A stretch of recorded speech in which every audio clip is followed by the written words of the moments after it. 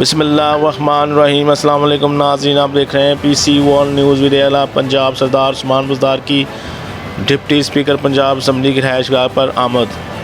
वज़ीर-ए-आला उस्मान बुज़दार का सरदार दोस्त मज़ारी से इनके ससुर सरदार नईम मज़ारी के इंतकाल पर इजहार अफसोस।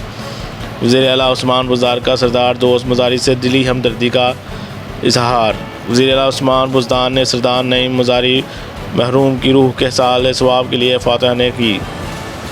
वज़ीर-ए-आला उस्मान बुज़दार की सरदार नईम मज़ारी महबूब के दर्जात की बुलंदी के लिए दुआ। आपके ससुर के इंतकाल पर दिली दुख हुआ। उस्मान बुज़दार।